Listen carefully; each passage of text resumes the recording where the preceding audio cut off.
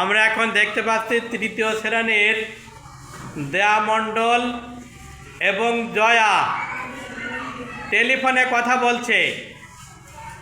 দেখি আমরা ওদের কথা শুনি।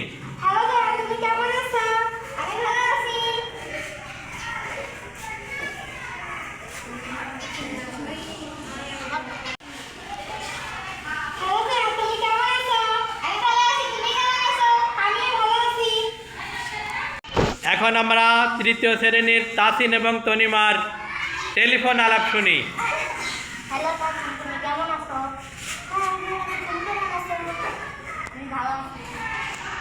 এবার আমরা তৃতীয় শ্রেণীর নাহারি এবং মিঠির টেলিফোন আলাপ শুনি।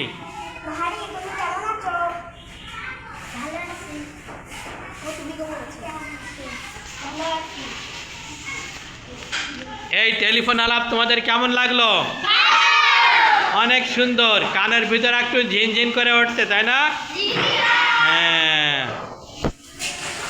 আগুন জ্বালিয়ে সংকেত পাঠানো হতো, তারপর ঢোল পিটিয়ে সংকেত পাঠানো হতো, তারপরে কবুতরের মাধ্যমে সংবাদ পাঠানো হতো, তারপরে কি হলো, গাড়ি বিভিন্ন কাজে যোগাযোগ করা হতো।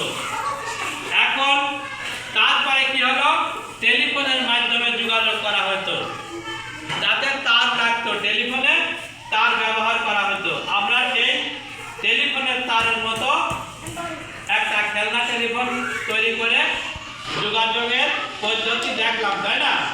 আর বর্তমান কি হয়েছে, তার লাগে না, মোবাইলে কথা বলা যায়। মোবাইলে কি তার বের হয়ে থাকে?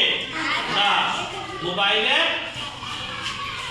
তার থাকে না, কিন্তু বিভিন্ন জায়গায় কি থাকে বলতে পারো? কি থাকে? হ্যাঁ, এই তো সবাই জানো। মোবাইল চালানোর জন্য নির্দিষ্ট এলাকায় এক এরিয়ার জন্য একটা টাওয়ার বসানো হয়েছে। মোবাইলে কথা বললে ওই টাওয়ারের মাধ্যমে সারা পৃথিবীতে মোবাইলে কথা বলা যায়, ঠিক না? আচ্ছা, বিদেশে কি কথা বলা যায় মোবাইলে? হ্যাঁ, ইন্টারনেট ব্যবহার করে বিদেশে কথা বলা যায়, আরও ছবিও দেখা যায়, জানো? তুমি একটা কিছু লেখে বা একটা কাগজে কিছু লেখে আমরা সেন্ড করে সেখানে পাঠাই দিতে পারি, তাই না?